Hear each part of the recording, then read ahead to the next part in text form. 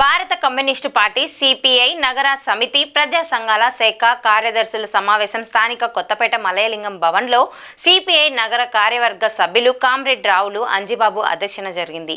ఈ కార్యక్రమంలో ముఖ్య అతిథిగా సిపిఐ జిల్లా కార్యదర్శి జంగాల అజయ్ కుమార్ పాల్గొని మాట్లాడుతూ భారత కమ్యూనిస్టు పార్టీ సిపిఐ ఆవిర్భవించి ఈ నెల 26వ తేదీ నాటికి 100 సంవత్సరాలు వస్తున్న సందర్భంగా గుంటూరు జిల్లాలో నగరంలో అన్ని శాఖల్లో పార్టీ పథకాలు ఆవిష్కరణలు జరగాలని, అదేవిధంగా 26వ తేదీ స్థానిక బిఆర్ స్టేడియం నుండి గాంధీ పార్క్ వరకు జరుగు ర్యాలీల్లో పార్టీ కార్యకర్తలు, సానుభూతి పరులు, మేధావులు అందరూ పాల్గొంటున్నట్లు నగర పార్టీ కృషి చేయాలని ఆయన పిలుపునిచ్చారు. సిపిఐ నగర కార్యదర్శి కోట మాల్యాద్రి మాట్లాడుతూ గుంటూరు నగరంలో ఈ నెల 26వ తేదీన సిపిఐ పార్టీ 100వ ఆవిర్భావ దినోత్సవం సందర్భంగా నిర్వహించే ప్రదర్శన ర్యాలీల్లో, బహిరంగ సభలో పార్టీ కార్యకర్తలు, ప్రజా సంఘాల కార్యకర్తలు, సానుభూతి పరులు, మేధావులు అందరూ పాల్గొనాలని 26వ జరిగే కార్యక్రమంలో పార్టీ రాష్ట్ర కార్యదర్శి కె రామకృష్ణ, రాష్ట్ర కార్యదర్శి వర్గ సభ్యులు జంగాల అజయ్ కుమార్లు పాల్గొంటున్నారని ఆయన అన్నారు.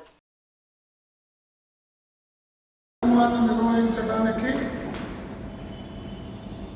ఫస్ట్ ప్రాధాన్యతగా ఈ సమావేశం నిర్వహించుకుంటా ఉన్నాం. సభ్యత్వం సమావేశంలో చెప్పుకున్నాం, ప్రజా సంఘాలు చెప్పుకున్నాం, మనం 2 సెట్లు 3 సెట్లు చెప్పుకున్నాం, అవి కూడా దీంట్లో పెట్టుకున్నా. ఆ కార్యక్రమాలన్నీ 26వ తేదీ తర్వాత చేసే కార్యక్రమం. ముందు మనం 26వ తేదీ గుంటూరు నగర పార్టీకి ప్రతిష్టతో కూడుకున్నటువంటి ఒక పెద్ద సందర్భంగా అందరూ గుర్తించాలి. మన పార్టీ 1925 డిసెంబర్ 26 కాన్పూర్లో ఆవిర్భవించింది. పార్టీ ఏర్పడే రోజు కొన్ని లక్ష్యాల్ని నిర్దేశించుకున్నాం. 100 సంవత్సరాల క్రితం ఏర్పడేటప్పుడే ఆనాడు స్వాతంత్ర ఉద్యమం జరుగుతూ ఉంది. ఆ స్వాతంత్ర ఉద్యమంలో ప్రధాన పాత్ర పోషించాలని, ఈ దేశాన్ని పట్టి పీడిస్తున్నటువంటి బ్రిటిష్ వాళ్ళని పాలద్రోలి భారతదేశ దాస్య శృంఖలాలని పెంచాలని భారత కమ్యూనిస్ట్ పార్టీ ఆ రోజున ఏర్పడటంలో అది కూడా ఒక ప్రధానమైనటువంటి ఎజెండా. అలాగే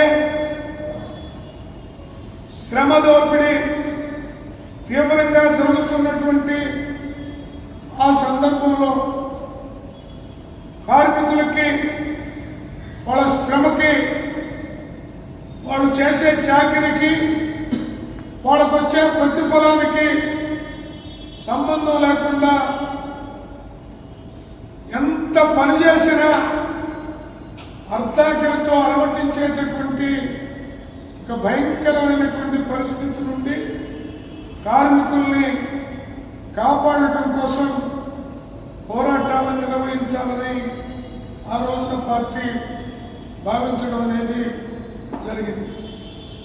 అలాగే రైతు రంగానికి సంబంధించి దేశానికి వెన్నెముకగా ఉన్నటువంటి రైతాంగం పూర్తి స్థాయిలో వాళ్ళకి రక్షణగా నిలవాలని, పేద అట్టడుగు వర్గాలు హక్కుల కోసం అడగలేని స్థితి నుండి పోరాట ధీరులుగా తీర్చిదిద్దే లక్ష్యంగా కుల పీడన, ఆర్థిక అసమానత్వం లేని ఒక నూతన భారతదేశాన్ని ఆవిష్కరించాలని చెప్పి, సామ్యవాద భారతదేశాన్ని ఆవిష్కరించాలని చెప్పి, భారతదేశంలో సోషలిస్టు సమాజం ఏర్పడాలని ఏర్పాటుకు పోరాటాన్ని ఉధృతం చేయాలని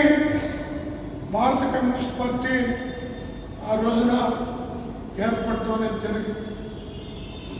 ఆ రోజున comrade S V Ghate, comrade S A Dange, comrade P C Joshi, comrade Chandra Rajeswara Rao, ఇంకా అనేక మంది విప్లవ యోధులు ఆనాడు జరుగుతున్న స్వాతంత్ర పోరాటంలో వీరోచితమైనటువంటి పోరాటాన్ని నిర్వర్తించి, అట్లాగే ప్రధానంగా కామ్రేడ్ అజయ్ ఘోష్ ఆనాడు దేశ స్వాతంత్రోద్యమం కోసం పోరాటాన్ని పెద్ద ఎత్తున నిర్వహించడం అనేది జరిగింది. అలాగే ఇల్లు లేని పేదలకు నివేశ స్థలాల కోసం, సాగు భూములు లేనటువంటి వ్యవసాయ కార్మికులకి, పేద రైతులకి, దున్నేవాడికే భూమి దక్కాలనేటటువంటి నినాదంతో భారత కమ్యూనిస్ట్ పార్టీ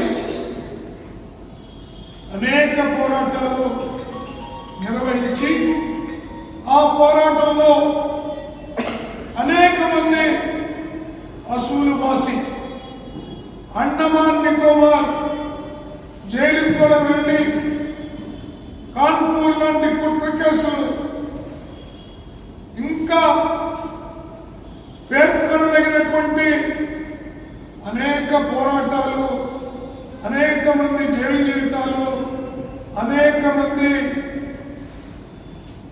యావజ్జీవ కారాగార శిక్షలు, కఠిన కారాగార శిక్షలు, ఇలాంటివన్నీ కూడా చూడటం అనేది జరిగింది. ఇవాళ భారతదేశంలో గుండె మీద చేయి వేసుకొని